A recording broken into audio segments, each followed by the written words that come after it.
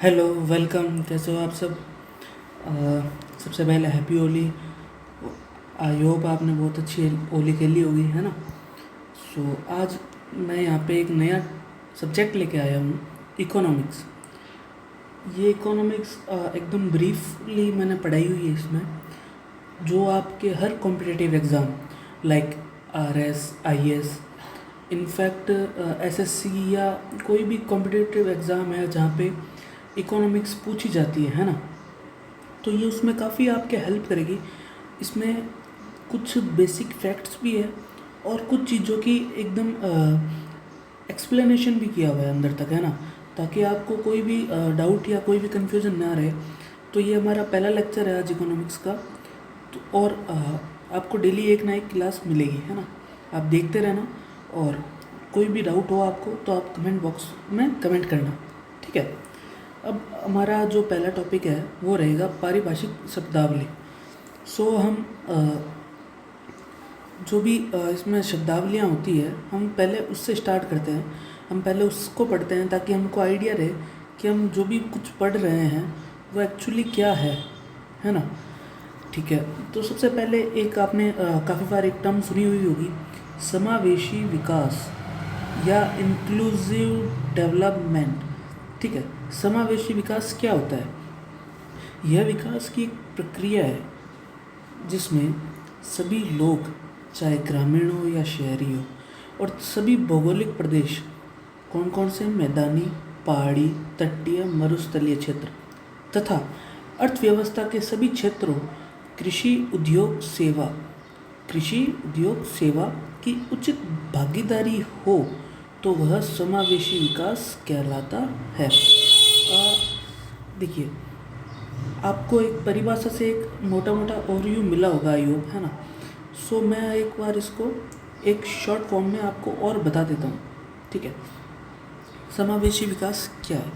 समावेशी विकास एक प्रक्रिया है, प्रोसेस है, ठीक है, जिसमें क्या सभी लोग, एक मिनट दीजिए,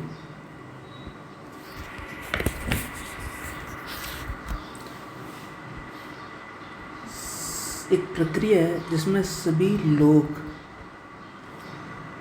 सभी भौगोलिक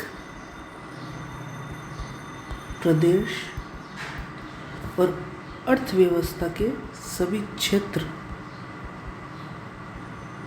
ठीक है, इन तीनों चीज़ों की एक उचित भागीदारी होनी चाहिए।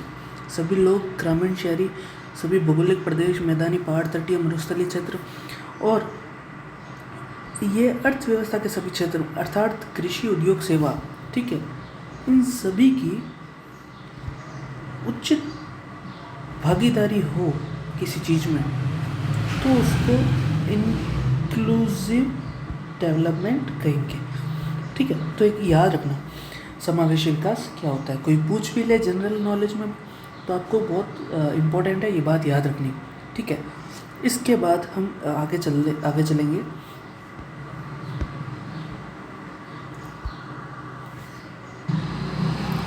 अर्थव्यवस्था में उत्पादन के क्षेत्र। देखिए, परंपरागत रूप से उत्पादन के 3 क्षेत्र माने जाते हैं, है ना? परंपरागत रूप से उत्पादन के 3 क्षेत्र माने जाते हैं, लेकिन आधुनिक अर्थव्यवस्था में उत्पादन के 5 क्षेत्र परिभाषित हैं। एक ट्रेडिशनल वे में 3 ही है, ठीक है, लेकिन आज जो मॉडर्न टाइम है उसमें अर्थव्यवस्था के उत्पादन के 5 क्षेत्र मानते हैं हम, ठीक है? सबसे पहला प्राथमिक क्षेत्र। प्राथमिक क्षेत्र क्या होता है?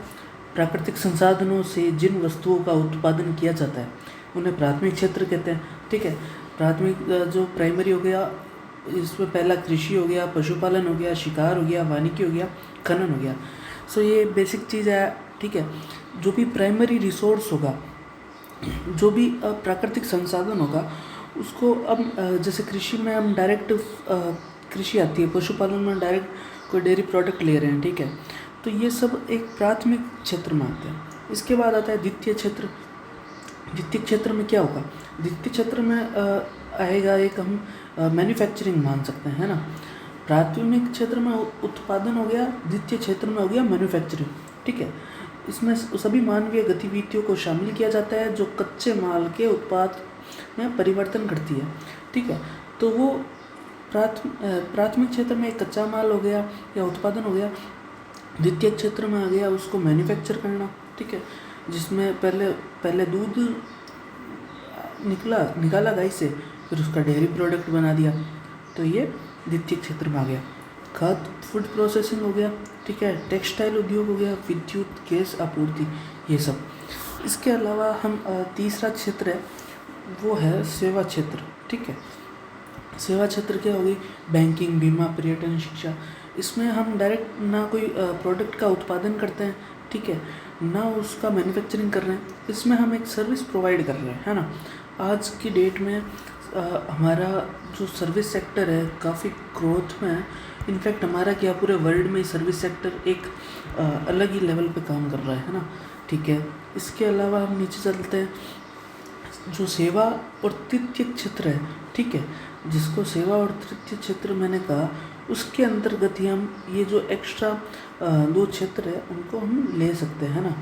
जैसे कि मैं अभी आपको एक्सप्लेन करता हूँ। इसमें पहला आएगा चतुर्थ क्षेत्र और पंचम क्षेत्र। चतुर्थ क्षेत्र में क्या आता है? ज्ञान और कौशल आधारित सेवाएं, जैसे मनोरंजन हो गया, कौशल है। मनोरंजन में क्या है? स्किल चाहिए आपको एक्टिंग की। ठीक है, उच्च शिक्षा, हायर एजुकेशन में भी क्या चाहिए आपको? ज्ञान चाहिए, नॉलेज चाहिए। ठीक है, और अनुसंधान, रिसर्च में भी आपको स्किल चाहिए किसी स्पेसिफिक टॉपिक की, तभी आप रिसर्च कर पाओगे। और जो पंचम क्षेत्र है, पांचवा क्षेत्र है, वो उच्च स्तरीय राजनीतिक और आर्थिक निर्णय से संबंधित सेवाएं में आती है, जैसे नीति आयोग।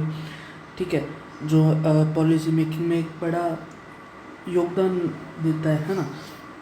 नौकरशाही हो गया, IAS, RS, ठीक है, ये सब, सचिव, आर्थिक सलाहकार परिषद, ये सब पांचवें क्षेत्र के अंतर्गत आएंगे। ठीक है, इसके अलावा अपन देखते हैं एक दूसरी टर्म आती है वित्तीय समावेशन, फाइनेंशियल इंक्लूसिव। ठीक है, लोगों तक वित्तीय सेवाओं की पहुंच सुनिश्चित होना ही वित्तीय समावेशन है। ठीक है, वित्तीय समावेशन कब होगा? जब लोगों तक वित्तीय सेवाओं की पहुंच होगी। तो वित्तीय सेवाओं की पहुंच करने के क्या आधार मान सकते हैं हम उसके लिए 4 आधार रखे गए हैं।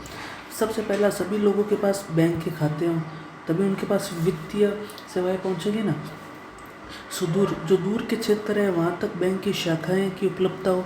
ठीक है, इसके अलावा वहनीय ब्याज दर पर ऋण पहले होता था ना, 100 रुपये पे जो साहूकार होते थे वो सीधा 100 रुपये चार्ज करते थे, मतलब 100 के बदले 200 रुपये।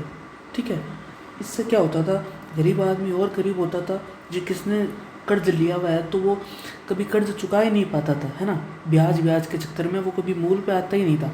लेकिन बैंक के थ्रू हमको क्या, एक एवरेज 8 से 10%, कभी कभी पर्सनल लोन में हम ज़्यादा रेट पे भी देखी जाती है। ठीक है, इसके अलावा जो फोर्थ पॉइंट ये है कि सभी लोगों में वित्तीय जागरूकता होनी चाहिए। जो फाइनेंशियल फ्रीडम कैसे आएगी? वित्तीय जागरूकता जाएगी, लोगों को वित्तीय फाइनेंस की नॉलेज होनी चाहिए, like banking, insurance, share market, pension schemes, है ना।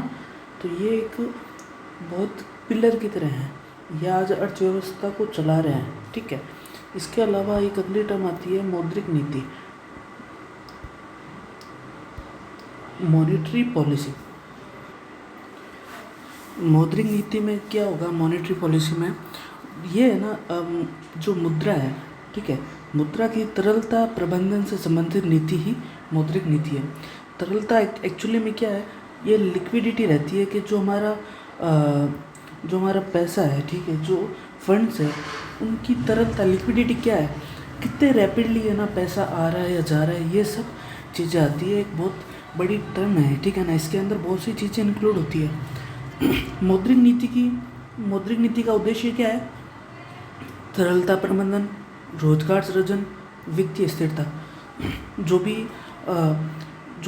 तरलता है, ठीक है ना, पैसे की, जो मैंने अभी आपको बताया, उसका मैनेजमेंट करना, रोजगार के नए अवसर लाना। ठीक है, वित्तीय स्थिरता, देश में कहीं ऐसा तो नहीं है कि बहुत ज़्यादा वित्तीय स्थिरता आ गई हो, है ना, कुछ ही वर्गों के पास सारा पैसा जा रहा हो, तो इन सब चीज़ों का ध्यान रखती है गवर्नमेंट और उसी के अकॉर्डिंग अपनी आगे पॉलिसीज़ बनाती है। तो वो सारी पॉलिसीज़ मॉनेटरी पॉलिसी के अंदर आती है। ठीक है, इसके अलावा हम दूसरा देखते हैं राजकोषीय नीति, फिस्कल पॉलिसी। सरकार की प्राप्तियों एवं खर्चों से संबंधित नीति ही राजकोषीय नीति कहलाती है। ठीक है, तो सबसे पहले क्या है, प्राप्तियों और खर्चों से संबंधित नीति राजकोषीय नीति कहलाती है। समझ आया? इसके 3 घटक होते हैं, कर व्यवस्था, बजट, विभिन्न प्रकार के घाटे। ठीक है, जो टैक्सेस हो गए, ठीक है, बजट हो गया और जो भी घाटे लग रहे हैं वो सब। तो राजकोषीय नीति में सरकार की प्राप्तियां और खर्चों से संबंधित नीति आती है। ठीक है, इसमें बजट, टैक्स और विभिन्न प्रकार की घाटे इंक्लूड होते हैं। जबकि मौद्रिक नीति में क्या आता है, जो तरलता प्रबंधन से संबंधित नीति होती है वो मौद्रिक नीति कहलाती है।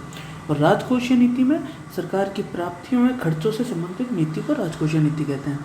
ठीक है, इसके बाद दूसरा एक शब्द आता है व्यष्टि अर्थशास्त्र, माइक्रो इकोनॉमिक्स।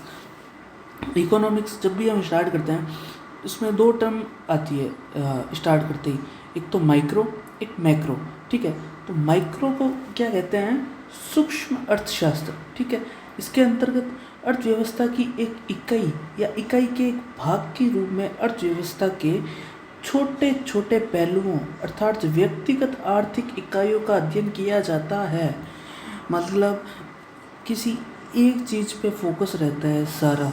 माइक्रो इकोनॉमिक्स किसी एक चीज़ या एक टॉपिक पर ही फोकस रखती है, लाइक एक उत्पाद, एक उपभोक्ता, उद्योग या मांग, ये सब एक। ठीक है, जबकि मैक्रो इकोनॉमिक्स जो होती है इसे समष्टि अर्थशास्त्र कहते हैं। इसके अंतर्गत अर्थव्यवस्था के बड़े पहलुओं अर्थात संपूर्ण अर्थव्यवस्था का अध्ययन किया जाता है, जैसे राष्ट्रीय आय क्या होती है, मौद्रिक नीति क्या होती है, बजट क्या होता है। ठीक है, तो ये जो माइक्रो इकोनॉमिक्स है ये एक छोटी टर्म है as compared to macro economics, है ना। ये बेसिक सा अंतर है, ये आप ध्यान रखिएगा। सो आज का हमारा टॉपिक यही था। ठीक है, मैंने आपको सारे बता दिए शब्दावली। इसके बाद हम कल मैं और एक टॉपिक लेके आऊँगा, अर्थव्यवस्था का ही लाऊंगा। मैं आपको कंप्लीट अर्थव्यवस्था यूट्यूब पर फ्री करवाऊँगा और मेरे ये जो खुद के हैंड रिटन नोट्स है ये भी आपको प्रोवाइड करवाऊँगा। ठीक है, आप चैनल को लाइक करिएगा, सब्सक्राइब करिएगा। और इसके अलावा मैं आपको इसके सारे टॉपिक्स देने वाला हूँ, है ना। लाइन बाय लाइन अपन सारे टॉपिक्स कवर करेंगे और धीरे धीरे कंप्लीट इकोनॉमिक्स कर लेंगे। ठीक है, थोड़ा बिजी शेड्यूल रहता है मेरा, इस कारण मैं थोड़ा कर नहीं पाता कभी कभी, लेकिन प्लीज़ थोड़ा एडजस्ट करिए। ठीक है, कोई भी क्वेश्चन हो कमेंट बॉक्स पे आप करिएगा, मैं आपको देखते ही रिप्लाई करूँगा। ओके, थैंक यू, जय हिंद।